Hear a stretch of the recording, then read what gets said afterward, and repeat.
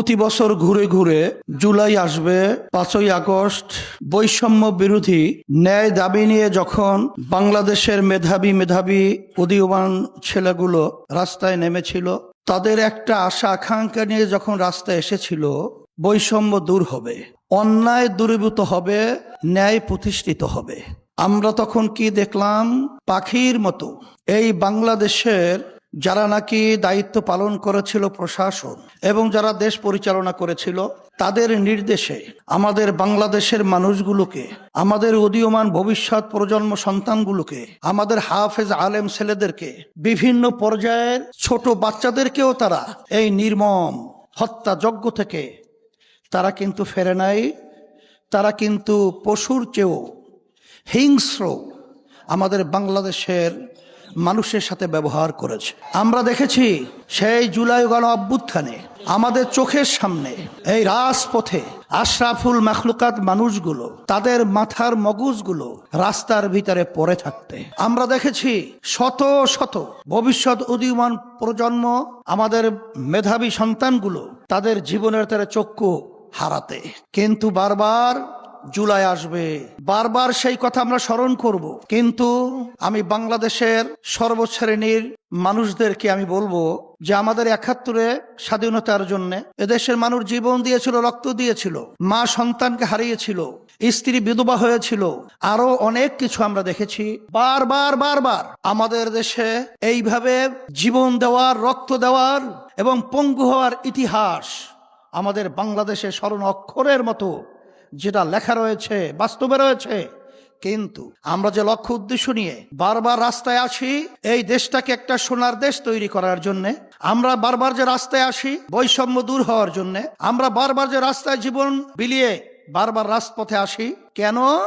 এদেশে টাকা বিদেশে পাচার হবে না, লক্ষ লক্ষ মানুষ আর বিনা অপরাধে মিথ্যা কেসের মাধ্যমে তাদের সংসার ধ্বংস হবে না, আমাদের মায়ের কোলগুলার সন্তান হারা হবে না, আমাদের দেশের মানুষ রাস্তায় নামবে, গুম হবে, ঘরে থাকবে, খুন হবে। আর সেই মায়ের কথা আমাদের কানে আর শুনতে হবে না যে আজকে কয়েকদিন পর্যন্ত আমার সন্তান আমাকে মা বলে ডাক দেয় না।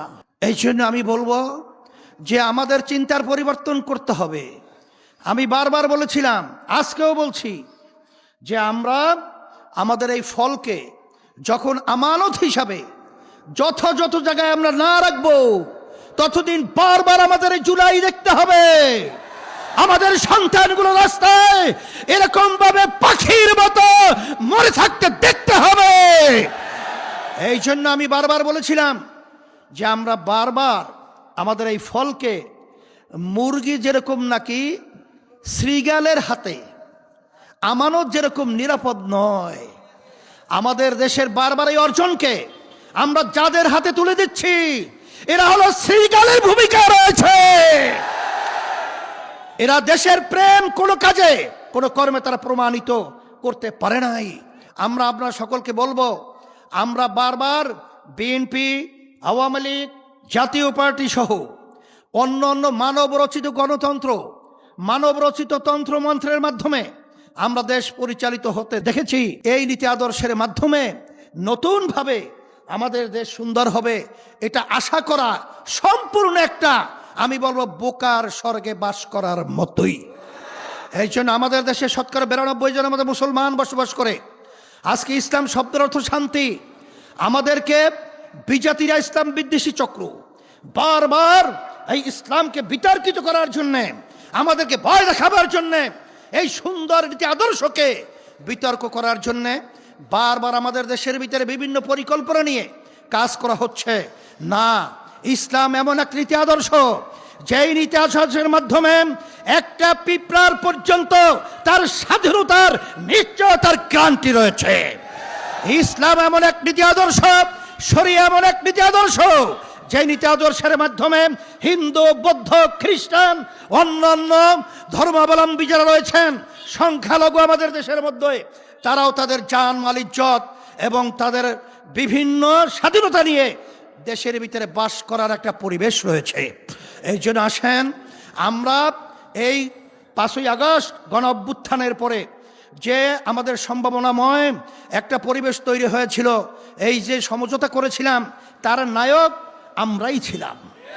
কিন্তু দেখা যায় যে কিছু স্বার্থান্বেষী মহল, কিছু লোভীরা যখন দেখলো পরিবেশ তৈরি হয়েছে, তখন তারা ক্ষমতার লোভকে অগ্রাধিকার দিয়ে দেশকে, মানুষকে তারা পাত্তা না দিয়ে বিদেশিদের সেই আবার গোলামের জিঞ্জিরের মধ্যে আবদ্ধ হওয়ার জন্যে যখন তারা সিদ্ধান্ত গ্রহণ করেছিল, তখন ইসলামী আন্দোলন বাংলাদেশ, আমরা দেশ, ইসলাম এবং মানবতা রক্ষার জন্যে আমরা তখন এই ক্ষমতার দ্বার প্রান্ত থেকে আমরা আবার ইসলামের পক্ষে, শরিয়ার পক্ষে, মানবতার পক্ষে, দেশের পক্ষে আমরা ভিন্ন হয়ে আমরা বাক্স দিয়েছিলাম। আজকে বাংলাদেশের ভিতরে দেখেন যে আজকে বিরোধী দল রয়েছে, সরকার রয়েছে, কিন্তু আমাদের যে জীবনগুলো দিয়েছিলাম যে উদ্দেশ্যে, রক্ত দিয়েছিলাম যে উদ্দেশ্যে, চক্ষু হারিয়েছিলাম যে উদ্দেশ্যে, সব পায়ের নিচে পদদলিত হলো। এই জন্য আসেন আমি সর্বশ্রেণীর, সর্বমহলের আমার সাংবাদিক বন্ধু সহ, প্রশাসন বন্ধু সহ সকলকে আমি উদাত্ত আহ্বান জানাবো। আসেন আমরা সবাই একত্রিত হয়ে আমরা দেশকে ভালোবাসি, ইমানের একটা অংশ, ব্যক্তি স্বার্থ, চুরি দুর্নীতি বাদ দেন। এই সম্পদ নিয়ে আর কি করবেন, আর কত লাগবে, আর কত দরকার? আসেন আসেন, সেই রক্তকে ভুলেন না, আজকে সেই সন্তানদের হাজুরি ভুলেন না, আজকে সেই মায়ের আর্তনাদ ভুলেন না। সেই জুলাই চেতনায় উজ্জীবিত হয়ে আমাদের দেশকে স্মরণের দেশ গড়ার আহ্বান রেখে আজকে আমরা সেই জুলাই সনদের যে ব্যাপার রয়েছে, আমি বর্তমান সরকারকে বলবো, আমাদের প্রধানমন্ত্রী তিনি বলেছিলেন অক্ষরে অক্ষরে সেটা বাস্তবায়িত হবে। কই আমরা লক্ষণ দেখছি না, বরঞ্চ আজকে বিভিন্ন ছাত্র হলে, বিভিন্ন জায়গায় যে বিশৃঙ্খলা পরিবেশ দেখেছি, এইটা কিন্তু এই জুলাইয়ের ফসল না, এটাকে আপনারা পরিবর্তন করবেন।